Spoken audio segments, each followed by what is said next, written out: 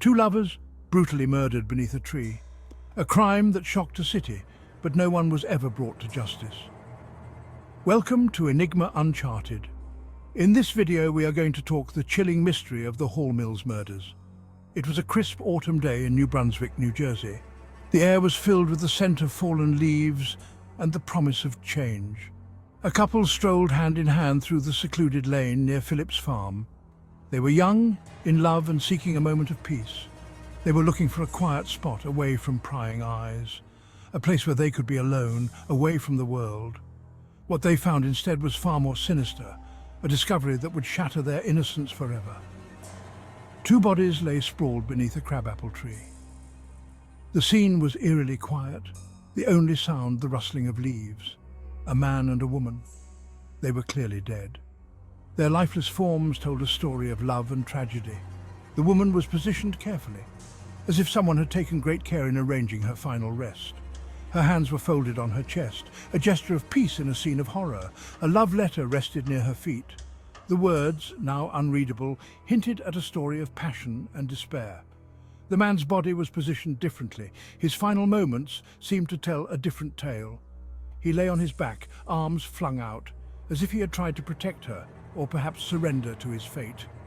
His hat was placed over his face, a final act of dignity in a scene devoid of it.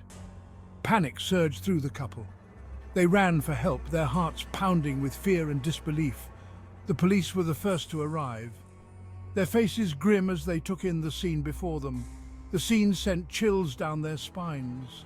This was no accident. This was murder.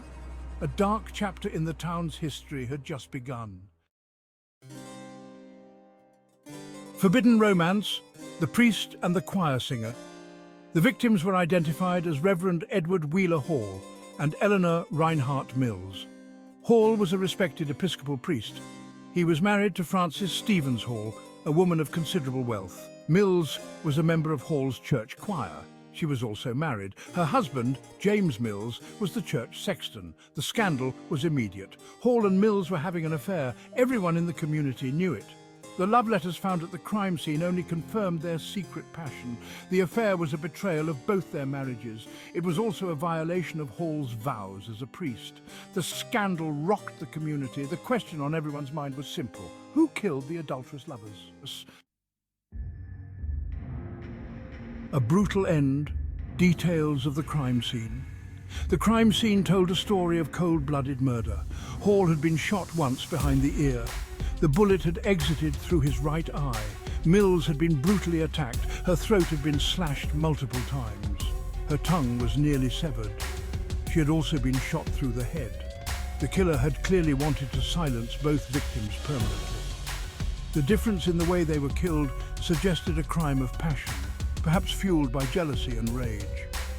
The police meticulously documented every detail.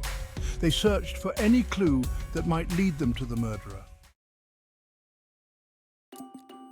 Whispers and shadows, the initial investigation. The investigation into the Hall Mills murders was immediately hampered by obstacles. The crime scene had been compromised. Curious onlookers had trampled all over the area, potentially destroying valuable evidence. Rumors and gossip spread like wildfire. Muddy the waters of truth. The police struggled to separate fact from fiction. They focused their attention on those closest to the victims. Frances Hall, the priest's wife, became a person of interest. She had been aware of her husband's infidelity. She had motive for wanting him dead. James Mills, the choir singer's husband, also drew suspicion. He had endured public humiliation because of the affair. Could he have sought revenge? Section 5. Jealousy and betrayal, the prime suspects. Frances Hall was a woman scorned. Her life had been a series of disappointments and heartbreaks. She had endured years of her husband's infidelity, each affair more painful than the last. She had suffered in silence, her pride wounded, her spirit slowly breaking. The discovery of the affair had been a public humiliation, splashed across the front pages of every newspaper.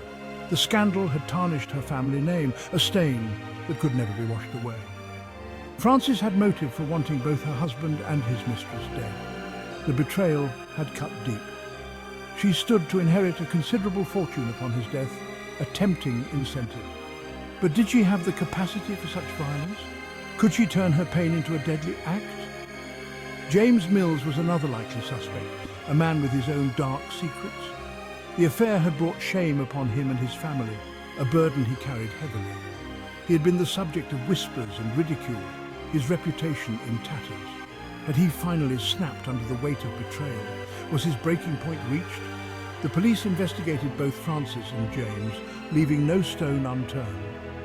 They uncovered no concrete evidence linking either of them to the murders. The case grew cold. Years passed. The mystery remained unsolved, a haunting question mark in the annals of crime.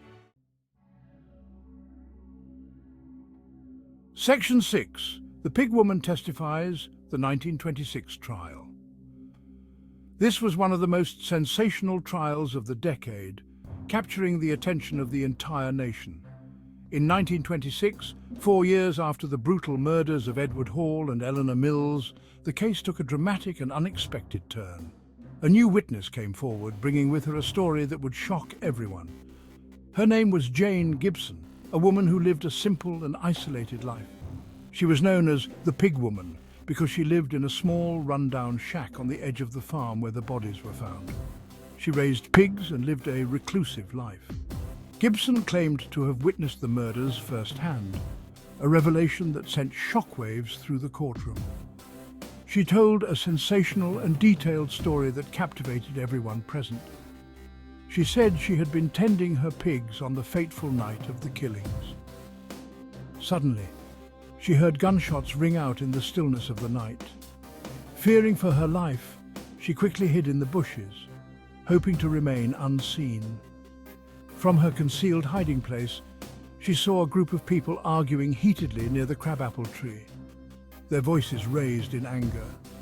She recognized Francis Hall and her brothers among the group.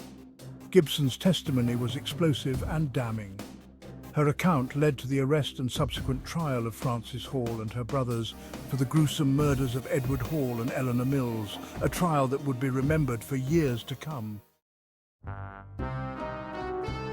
Section 7. Doubts and Discrepancies. The Defence's Strategy. The trial of Francis Hall and her brothers was a media sensation. The courtroom was packed with reporters and curious spectators. Jane Gibson was the star witness for the prosecution. She delivered her testimony with dramatic flair. But the defense poked holes in her story. They pointed out inconsistencies in her account, they questioned her mental stability, they argued that she was seeking fame and notoriety. The defense also presented evidence that suggested other suspects. They pointed to rumors of organized crime involvement. They even suggested that James Mills could have been responsible. The defense's strategy was effective. They created reasonable doubt in the minds of the jury. Section 8. Acquittal and Aftermath. Justice Undone. After weeks of testimony and intense deliberation, the jury reached a verdict. They found Francis Hall and her brothers not guilty on all charges. The courtroom erupted in a frenzy. The Hall family was free to go, but the question of their guilt or innocence lingered. The acquittal did not erase the suspicion that had followed them for years. The verdict left a bitter taste in the mouths of many. It seemed that justice had not been served. The murders of Edward Hall and Eleanor Mills remained officially unsolved. Section 9. Lingering Questions, the Mystery Endures. The Hall Mills murders continue to fascinate and frustrate true crime enthusiasts to this day. The case is a tangled web of love, betrayal, and violence. It is a story filled with intriguing characters and unanswered questions. Who really killed Edward Hall and Eleanor Mills? Was it Francis Hall, driven by jealousy and a thirst for revenge? Was it James Mills, seeking retribution for his wife's infidelity? Or was it someone else entirely, their identity lost to time? The lack of a definitive answer only adds to the allure of the case. Section 10. A century of speculation. Who killed Hall and Mills? Over the past century, numerous theories have emerged. Some believe that the murders were a crime of passion, committed by someone close to the victims. Others suspect the involvement of organized crime, pointing to rumors of gambling debts and illicit affairs. Still, others believe that the truth lies buried somewhere in the past, lost amidst the rumors and speculation. The Hall Mills murders serve as a stark reminder that some mysteries may never be solved. The case remains a chilling testament to the dark side of human nature. It is a story that continues to capture our imaginations. It reminds us that even in the most seemingly peaceful of places, darkness can lurk. If you like this video, don't forget to subscribe, like, comment and share to Enigma Uncharted.